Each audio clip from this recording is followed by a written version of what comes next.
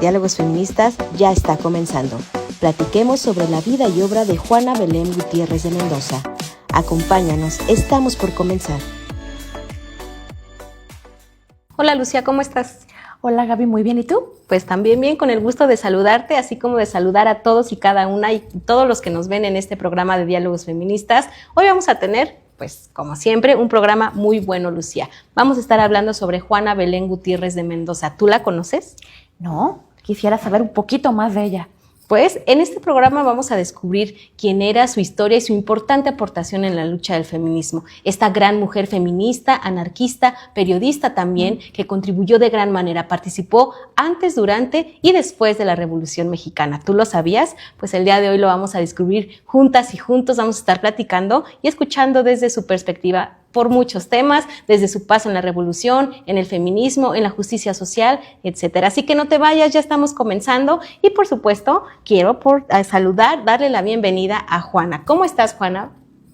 Hola Gaby, un gusto estar con ustedes y con su audiencia que sigue este programa. Juana, es un honor tenerte aquí, tener la oportunidad de poder platicar contigo, pero quisiéramos saber cómo influiste en la historia de México.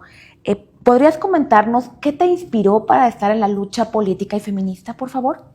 Mi inspiración surgió de la injusticia y la opresión que veía a mi alrededor. Nací en una época donde las mujeres eran relegadas a un papel secundario en la sociedad y donde las condiciones de vida para la clase trabajadora eran deplorables. Estas injusticias me llevaron a alzar la voz y luchar por la igualdad y la justicia.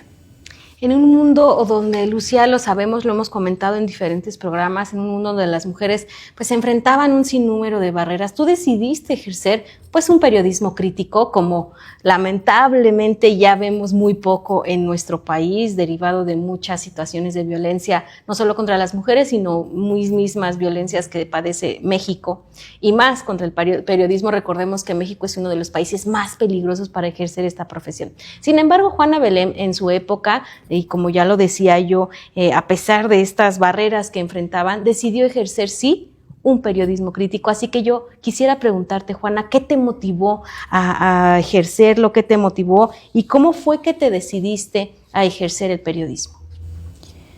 Mi camino hacia el periodismo fue motivado por la necesidad de expresar y difundir las injusticias que observaba a mi alrededor. Desde muy joven me di cuenta que las palabras tienen un poder enorme para informar, inspirar y movilizar a las personas. El periodismo se presentó como una herramienta vital para alcanzar estos fines. Pero, ¿cómo habrá empezado a escribir, Gaby? Una buena pregunta. Juana, ¿nos podrías contestar? Claro que sí, Lucía. Comencé describiendo los abusos que a la sombra del dinero y de la autoridad se cometían con los mineros de la Esmeralda. Expuse cómo se les engañaba para no pagarles abusando de su ignorancia. El artículo publicado en el Diario del Hogar con el título de Abusos en la Esmeralda armó revuelo y aunque no lo firmé, la compañía minera averiguó quién lo había escrito y cómo contaba con el apoyo del gobierno, fui encarcelada. Esta fue la primera de muchas visitas a la cárcel por decir la verdad y lo que pensaba.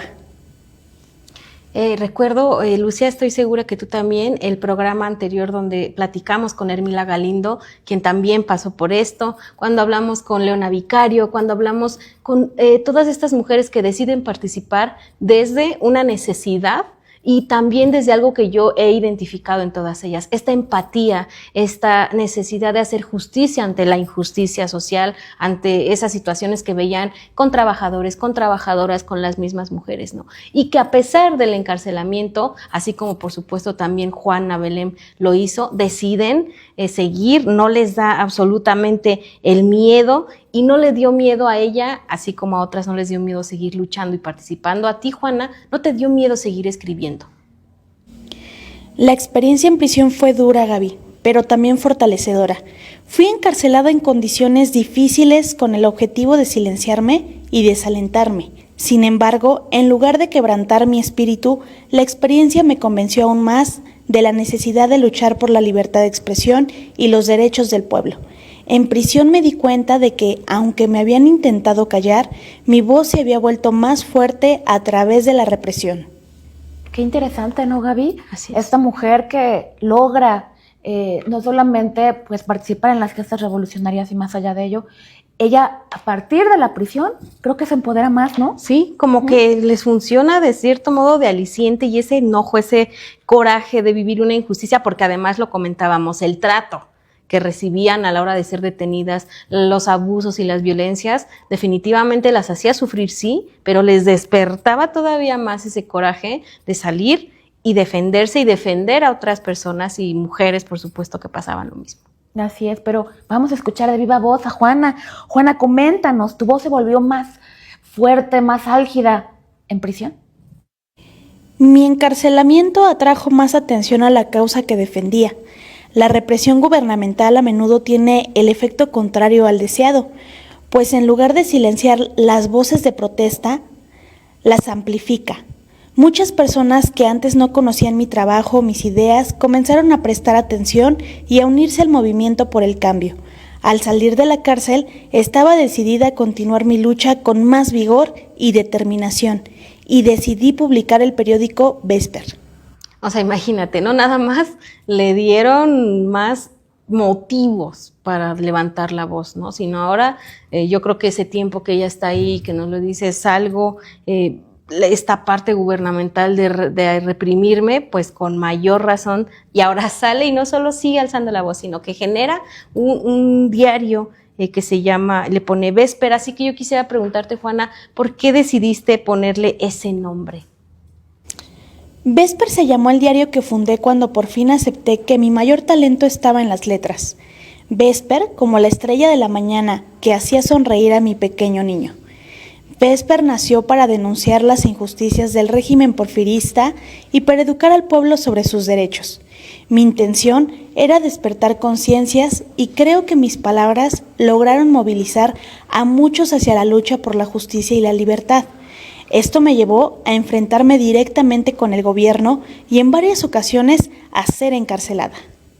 ¿Tú sabías, Lucía, que ella decide ponerse el nombre Belén como un acto de rebeldía, de protesta, porque así se llamaba la cárcel donde ella estaba recluida? O sea, ella se pone ese nombre de Juana Belén y casi que lo porta como una medalla, como dicen los militares, una herida y cicatriz de guerra, pues ella la muestra y se lo pone muy orgullosa, y por ello el nombre de Belén. ¿Tú sabías eso?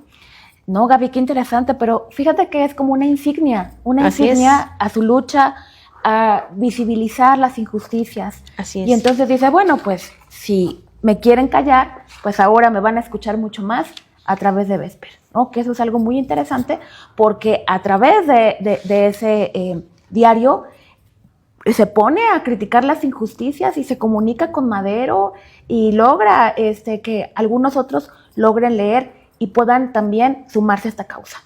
Así es. ¿Qué te parece, Juana, si nos platicas un poquito más acerca de por qué adoptaste este nombre?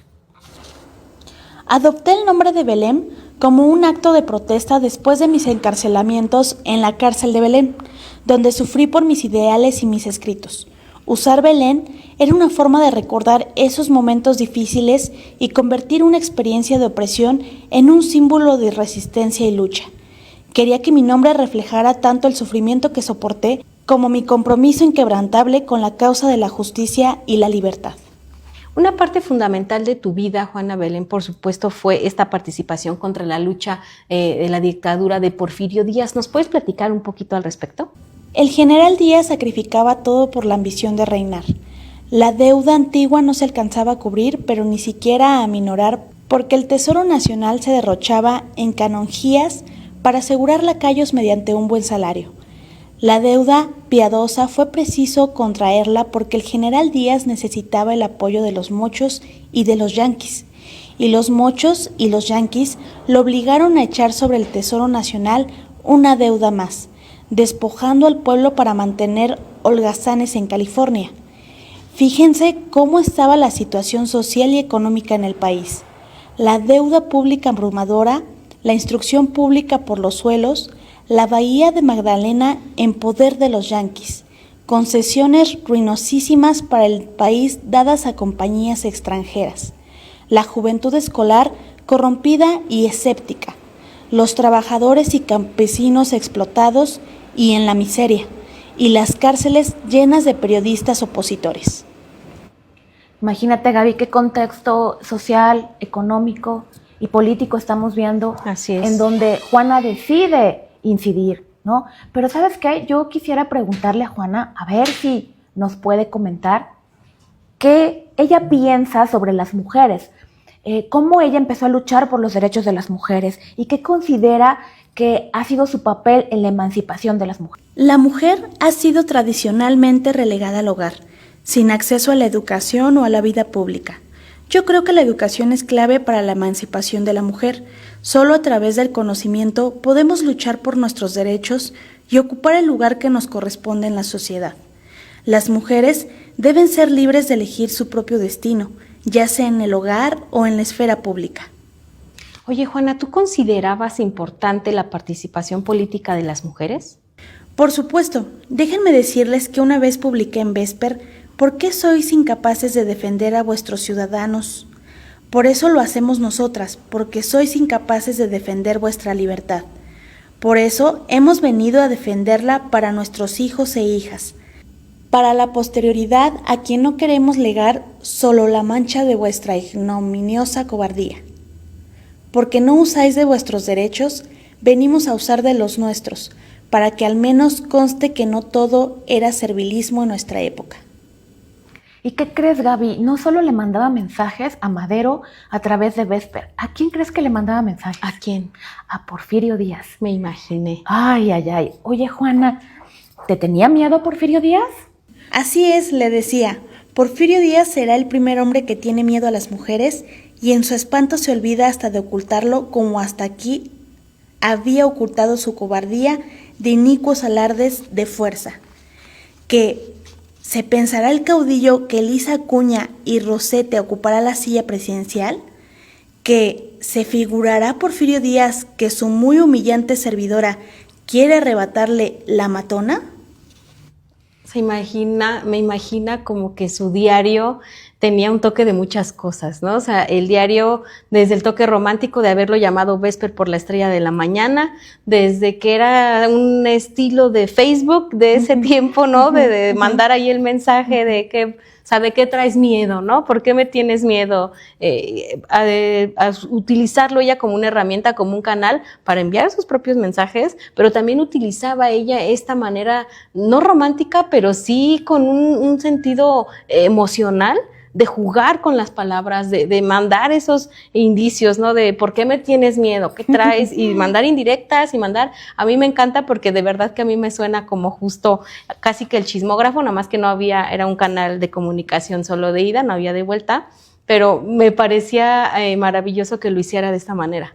Claro, sí había de vuelta, Gaby, encarcelarte. Ah, no, sí, claro, pero de manera escrita de contestarle, era como que ya lo dije, ¿no? Y ya, no, ahorita mismo, pues no me vas a poder decir algo, pero ya te mandé el mensaje que más allá de una respuesta, generaba movimiento.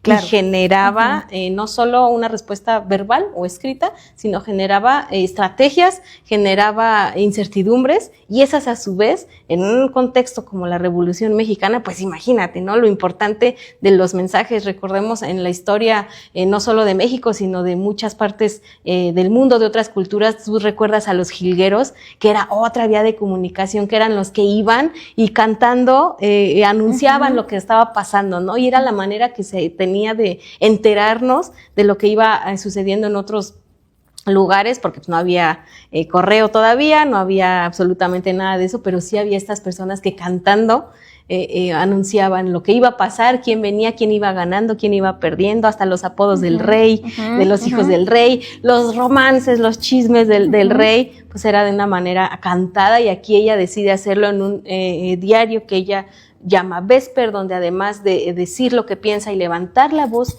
por las injusticias, contesta y se pone al brinco. Y no, hombre, o sea, para mí fue de las mujeres que generó un camino importante para todas nosotras, demostrar que se puede levantar la voz y que cualquier medio se puede utilizar de herramienta.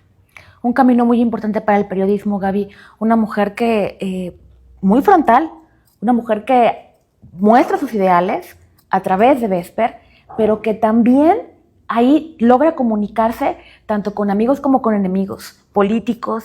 Y entonces ella, muy firme, dice, soy una mujer que dice lo que piensa y que escribe lo que piensa con ideales y con razones, Gaby. Y no olvidemos que ella era anarquista, que digo, bueno, cuando uno escucha la palabra anarquista, se le ha dado un contexto a esta negativo, ¿no? Yo creo que todos cuando escuchamos es anarquista, es como, ay, en las marchas, ¿no te ha pasado?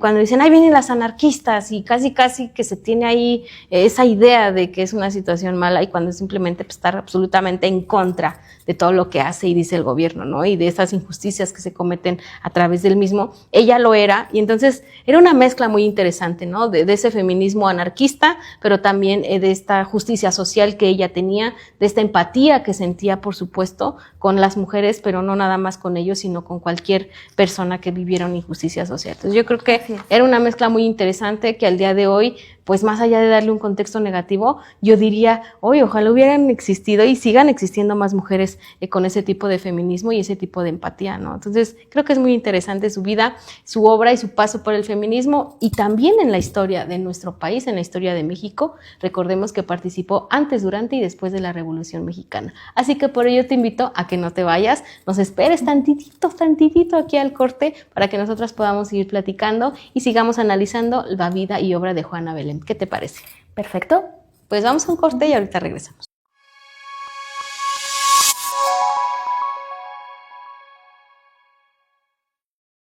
Hola, ¿cómo estás?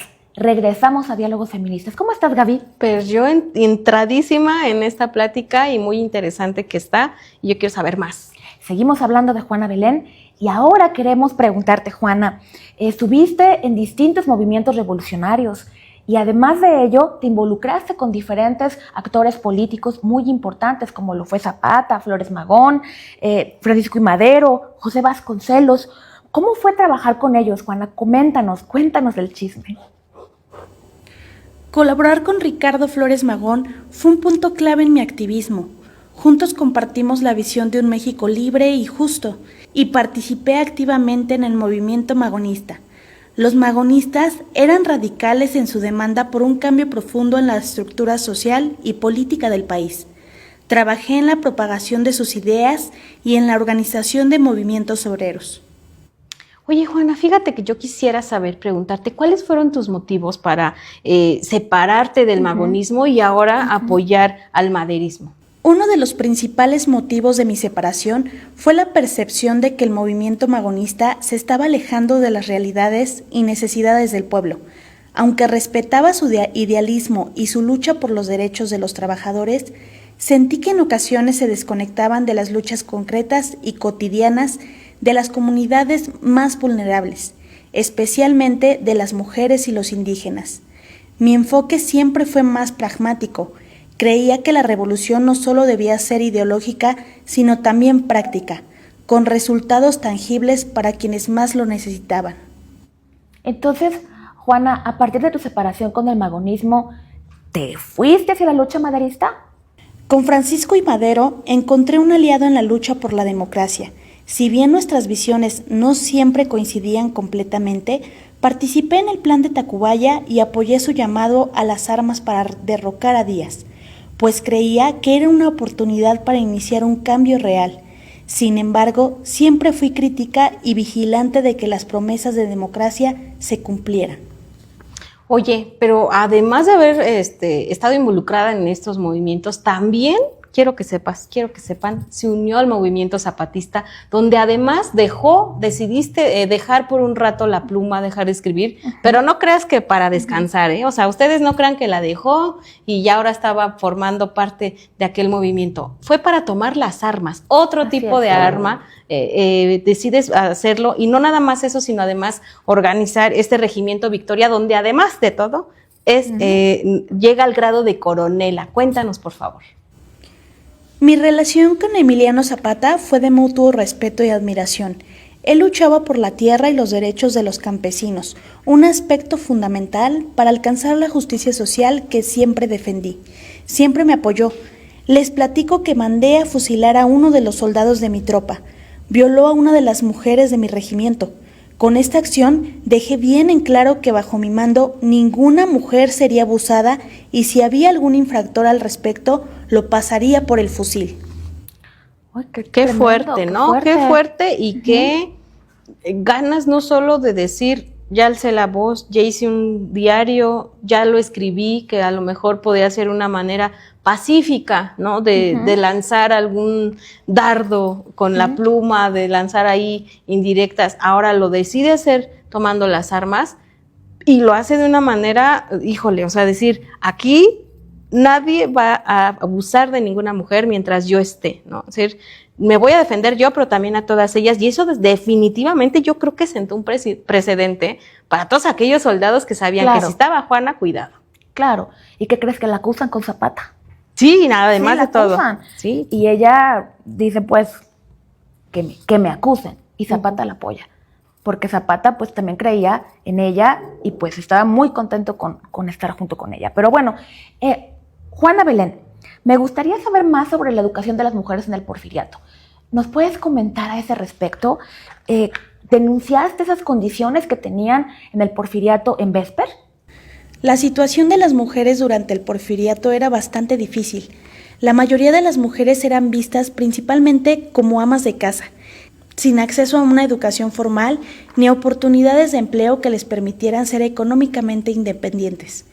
Aquellas que trabajaban lo hacían en condiciones precarias y con salarios muy bajos, especialmente en el campo y en las fábricas. Además, los derechos políticos y civiles de las mujeres eran prácticamente inexistentes y estaban sujetas a un sistema patriarcal que las relegaba a un papel secundario en la sociedad. Oye, yo quisiera preguntarte, ¿cuáles eran, me interesaría saber, porque eso por supuesto que derivaba de la situación que vivían, cuáles eran las principales demandas que tú propusiste para mejorar la situación de las mujeres? Una de las principales demandas fue el acceso a la educación. Creía firmemente que la educación era la clave para la emancipación de la mujer, permitiéndole salir del ciclo de pobreza y dependencia. También abogué por mejores condiciones laborales y salarios justos para las mujeres trabajadoras, así como por el reconocimiento de sus derechos políticos y civiles, incluyendo el derecho al voto. Gaby, lo hemos platicado en varios de los programas, ¿no? Estamos en un contexto donde las mujeres no tienen derechos políticos, no tienen derechos civiles, están siempre detrás del hombre y no tienen ni siquiera una educación sexual para poder defenderse, para poder, y unos salarios pero bajísimos, pobreza, ignorancia. Qué terrible, ¿no? Siempre hemos padecido las mujeres de esos males, ¿no? Yo creo que cuando hablamos de educación, desde toda la historia, pues era ustedes ¿para qué? Ustedes no necesitan saber de historia ni conocer del mundo. Ustedes necesitan saber cocinar. Como que se les infla la tortilla. Planchar. Había escuelas para señoritas. Claro. O sea, ustedes lo podrán a lo mejor ver en alguna que otra serie. No recuerdo ahorita los nombres de estas series en las que he detectado. Muchachitas por ahí nos dicen, donde había escuelas para señoritas, desde cómo reírte. O sea, cómo no usar una risa escandalosa porque no estaba bien visto. Cómo sentarte, cómo era una mesa bien puesta, o sea, el cubierto al lado de cuál iba, qué plato, qué ropa, cómo planchar, cómo lavar, cómo almidonar, cómo contestarle al marido. O sea, imagínate que esa era la única educación a la que las mujeres podíamos aspirar. Y eso, pues, por supuesto, tratando de entregar un mejor producto al hombre, ¿no? Decir, ya te la preparé, ya te la eduqué para que te sirva y sea una esposa perfecta. Era lo único a lo que podíamos aspirar, ¿no? Mujercitas es la serie, era lo único a lo que podíamos aspirar, ni hablar del empleo, porque por supuesto hacíamos las tareas que históricamente se nos han encomendado, como los cuidados y las tareas del hogar, sin recibir un peso. Y yo creo, Vale, que cuando escuchamos eso de estas feministas históricas, cuando nos lo platican, híjole, no sé si siento una mezcla de emociones, desde la emoción que me da que ellas alzaban la voz, pero también ese desazón de entender que a pesar de los años que han pasado, híjole, Vale, seguimos hablando de tareas del hogar, de Claro. cuidados del hogar que no son remunerados, que se nos siguen atribuyendo a las mujeres como una cuestión cultural y de machista, y que pareciera que los años entre Juana Belém, entre Hermila Galindo, entre Leona Vicario y nosotras, pues no sucedió gran cosa. De pronto esa sensación me da de decir, qué bueno que ellas lucharon desde ese entonces, pero qué malo que sigamos hablando de estos mismos males. Así es, Gaby. Pero imagínate, eso era para las mujeres más privilegiadas. Ah, claro. Pero imagínate las menos privilegiadas, las que tenían problemas económicos, las que estaban en una situación muy precaria. ¿Te imaginas qué iban a conocer, qué iban a saber, qué derechos? No, pues nada más sobrevivir. Pero bueno. Sobrevivir justo, porque era claro. punta ahí de violencia. Me imagino a las mujeres del campo decir, pues a punta de chanclazo no quedó bien esta sopa, ¿no? Y respetas y te callas. Y, o sea, justo también entender cómo las diferencias de clase social de ese entonces, como lo son ahora, claro, afectaban. Y hablando de educación, coméntanos, Juana, por favor, ¿cómo te fue con la campaña política de Vasconcelos? Con José Vasconcelos compartí una visión de reforma educativa y cultural. Creíamos en el poder de la educación para transformar a la sociedad y liberarla de la opresión. En mis colaboraciones con él, impulsamos la necesidad de una educación que llegue a todos los rincones del país, promoviendo el desarrollo intelectual y moral del pueblo mexicano.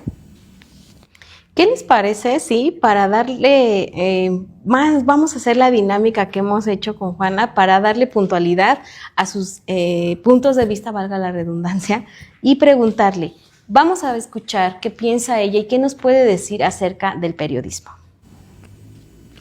El periodismo es la voz de los sin voz. En Vesper, mi periódico, denuncié las injusticias, desafié al régimen de Porfirio Díaz y cuestioné la opresión. Las letras son balas y yo disparaba con tinta. El periodismo debe ser crítico, incómodo y valiente. Ya que estamos en esas, Vesper. Vesper no se levantó ante los magnates para doblegarse ante los idiotas. Vesper no fustigó a los tiranos para adular a las multitudes. Vesper no tuvo una acre censura para los funcionarios obcecados y un elogio servil para las chusmas apasionadas. Vesper no se apartó de la prensa que se vende para afiliarse a la prensa que se alquila. Vesper no sacrificó nunca la energía de su perseverancia para la complacencia a las personas.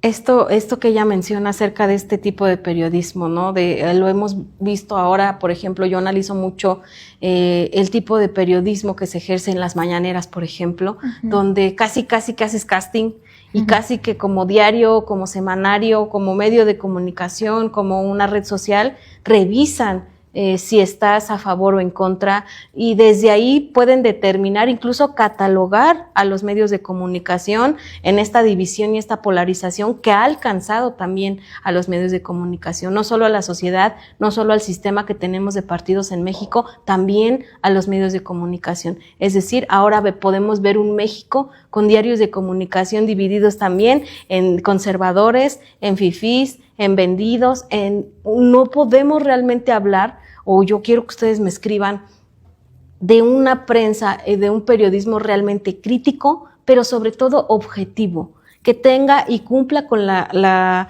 misión de informar, que finalmente para eso está diseñado un medio de comunicación. Y para ella decir Vesper no se levantó, no se dobló, no se vendió, no se alquilaba, porque ella no lo hacía con este fin lucrativo, ¿no? De decir, tengo un espacio, te vendo media cuartilla para que te anuncies. Ella misma lo decía, no era para eso, y creo que desde ahí el periodismo siempre ha sido una piedrilla en el zapato de los gobiernos, ¿no? Y si vemos también la evolución de los medios de comunicación a lo largo de la historia, la importancia que han tenido y la relevancia en los movimientos históricos de nuestro país, desde esos momentos se le vio como un enemigo grande para cualquier gobierno, y fue que empezó a disminuir la calidad, empezó a disminuir la valentía, pues por la violencia que se ejercía también a los medios, ¿no vale? Yo veo esa parte, ¿Tú cómo ves ahorita este tipo de medio? ¿Crees que sigue existiendo? Ustedes y tú, Vale, ¿hay todavía medios de comunicación como Vesper? ¡Ay, qué difícil pregunta! Creo que tiene que ver con la libertad de expresión, o creo que tiene que ver también con esta parte de cómo los periodistas han sido sancionados, criticados, expuestos. Claro. Las mujeres periodistas con mucho mayor razón, con esa violencia también hacia sus ideales, hacia sus preguntas, ¿no? Bien lo decías tú, ¿no? Y entonces, pues tenemos ya espacios ya muy determinados, ¿no? Sí. Periódicos, revistas, que ya sabemos a quién le dan, línea, ¿no? sí. Ya tienen línea. Y entonces encontrar a una mujer que publica, que es directora, ahorita sería directora, ¿no? de esta publicación Vesper, en donde muestra sus ideales, en donde hace críticas fuertes al gobierno, en donde se pone al tú por tú con Porfirio Díaz, en donde le pregunta cosas a Emiliano Zapata. Qué importante que tuviéramos esa oportunidad de un medio que pudiera tener esa libertad. Es que jugaría un papel increíble en la historia de México, pero también en la democracia. Creo que nos daría la oportunidad de tener procesos electorales incluso más equitativos, más justos, menos manoseados. Ya no hablaríamos, bueno, híjole, yo creo que hablar de una elección de Estado sería lejísimos, ¿no? De ser como de, no, hombre, eso no existe. Claro. Yo creo que jugarían un papel así de importante, como también lo juega el feminismo en nuestro país. Y quisiera, Juana, que nos dijeras al respecto del feminismo, ¿qué piensas? Las mujeres no éramos ciudadanas de segunda clase, somos las constructoras de un nuevo mundo. El sistema patriarcal que rige nuestra sociedad no solo oprime a las mujeres, sino que también limita el potencial de toda la humanidad. Necesitamos una reestructuración radical de nuestras instituciones, donde la equidad de género sea la base sobre la que se construyan nuestras leyes y nuestras vidas. Solo así podremos aspirar a una verdadera libertad y prosperidad. Qué bueno fuera, ¿no? Que no hubiera una división en cuanto a las clases sociales en las mujeres y pudiéramos hablar de un solo feminismo, pudiéramos hablar incluso de una sola agenda que a todas nos beneficiara, pero bueno, nuestro país de por sí es un país geográficamente muy diverso, con culturas, pues, híjoles, multicultural, tiene una diversidad increíble y enorme también, una división social y de clase también muy grande, ¿no? Entonces, ella cuando nos dice no éramos ciudadanas de una u otra clase, éramos ciudadanas porque se sentía un objetivo en común. Yo creo que esto de decir es contra el sistema patriarcal siempre debe de unirnos y siempre llevarnos al mismo fin, que las mujeres puedan ejercer plenamente sus derechos desde cualquier posición social, desde cualquier región de nuestro país, desde cualquier cultura, pueda ejercer plena y libremente sus derechos. Ese creo que es el fin que la motivó a ella y que motivó a muchas mujeres históricas.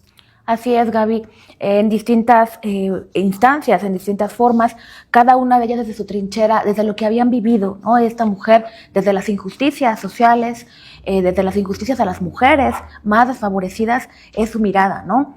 Cómo poder apoyar a estas mujeres y cómo entender estas grandes brechas que existen, ¿no? de las condiciones sociales, económicas y políticas de cada una de las mujeres de los sectores distintos, ¿no? Entonces, esto es lo que ella quiere lograr, ¿no? O sea, cómo trabajar por las mujeres, cómo hacer que tengan una educación primero, porque no había una educación para las mujeres, y mucho menos derechos político-electorales. Pero bueno, ella dice, primero empezamos por la educación, por eso apoya tanto a Vasconcelos en estas campañas, y después vamos por los derechos político-electorales, para posteriormente llegar a avanzar para que las mujeres podamos tener plenos derechos. Y no solo hablaba en una manera general, también lo llegó a hacer y pensar sobre las mujeres indígenas, así que quisiéramos escucharte. Las mujeres indígenas, las olvidadas, las silenciadas, ellas también merecen voz y derechos. No podemos construir una sociedad justa sin incluirlas. Las respeté y admiré. Su lucha también fue la mía. Esa empatía que decíamos, ¿no? Desde un principio es abrazar en general todas las causas de las mujeres, independientemente de su nivel socioeconómico, de su clase social, pero sí identificaba, por supuesto, esta discriminación potencial que siempre ha existido hacia las mujeres indígenas, ¿no? En nuestro país lo hemos dicho, ser una mujer y ser una mujer indígena es sufrir no una, dos, tres tipos de discriminación, porque es muy difícil de por sí, ¿no? Ser mujer. Ahora imagínate, ser mujer indígena. Y si a eso le vamos agregando diferentes cuestiones, ¿no? Imagínate era una mujer que además de ser mujer es indígena, pero además pertenece a la comunidad LGBT. Híjole, qué complicado. Entonces, ella veía también estas potenciales discriminaciones hacia las mujeres indígenas. Y un punto muy importante, Vale, que tú nos has hablado a lo largo de este programa, es la educación. Entonces, ¿qué te parece si ahora le preguntamos acerca de la educación? La educación es la llave que abre todas las puertas. Luché por la instrucción de las mujeres, por su acceso a la cultura y al conocimiento. No quería que fuéramos ignorantes, sino revolucionarias informadas. Las aulas debían ser nuestros campos de batalla. Sufragio femenino, Belén, por favor. La exclusión de las mujeres de la esfera política es una violación de sus derechos como ciudadanas. Sin voz ni voto, se les niega la oportunidad de influir en las decisiones que afectan sus vidas y sus comunidades. La lucha por el sufragio femenino no es solo una demanda de justicia, sino una necesidad para el avance democrático de nuestra nación. Creo que en este tema, ahí vamos, poco a poco, pero todavía falta entenderlo, asimilarlo realmente como es. Hemos podido escuchar a muchos políticos, políticas también, que utilizan mucho en sus discursos: vamos a generar políticas públicas con perspectiva de género. Y en sí, se escucha muy padre, ¿no? Decir política pública con perspectiva de género, pero a la hora de ejercer, a la hora de repartir, a la hora de utilizar el presupuesto, pues se pierden, y parece que ahí es donde todavía no se entiende, y ella lo hacía ver así, ¿no? Es decir, cuando la mujer no tiene voz ni voto, no puede influir desde su necesidad en las decisiones que se toman. Creo que es una manera muy padre de explicar qué es la perspectiva de género cuando hablamos de políticas públicas, que las mujeres, dependiendo de dónde viven, la colonia en la que viven, del país y del estado y del municipio en el que forman parte, tienen una u otra necesidad. Entonces, no puedes hablar de una sola política pública en general para todas las mujeres, porque no es lo mismo lo que necesitan las mujeres de Oaxaca que le necesitan las mujeres que viven en zonas más metropolitanas como Monterrey, como Ciudad de México. O sea, creo que esa explicación y esa frase de sin voz ni voto no se puede hablar desde la necesidad real de las mujeres, y creo que eso todavía sí se ha avanzado, pero falta, ¿no, Vale? Por supuesto, Gaby, seguimos teniendo esta gran diferencia entre el norte y el sur. ¿Sí? de nuestro país, y seguimos teniendo una gran diferencia con las mujeres menos favorecidas, las mujeres indígenas. Todavía sigue siendo un tema y sigue siendo peyorativo decir india. Así es. Sí, o estás muy moreno, es como una ofensa, o muy morena, ¿no? Seguimos teniendo esas discriminaciones, y entonces ella pues lucha porque esto no se dé, pero también está luchando por los derechos, por la voz, por que las mujeres favorecidas, no favorecidas, como tú lo has dicho, discriminadas, puedan hablar y puedan decir sus necesidades y puedan tener e incidir en las políticas públicas. Así es, Vale. Pues sin duda una gran historia, sin duda un nuevo capítulo de este espacio de diálogos feministas, donde tuvimos la oportunidad de conocer, de escuchar y de ir a lo largo de la historia de una mujer histórica como Juana Belén Gutiérrez de Mendoza, a la que le quiero agradecer enormemente que nos haya permitido esta charla. Gracias a ti, Gaby, gracias a Lucía por permitirme estar en este programa. Muchas gracias, Juana, por supuesto, gracias a ti, Lucía, como siempre, un placer ir descubriendo, ir escuchando y conociendo, pero también aprendiendo de estas grandes mujeres. Así es, Gaby. Pues gracias, Vale, gracias a ustedes, gracias al equipo de producción. Compartan y comenten este programa. Las y los veo en el próximo episodio de Diálogos Feministas.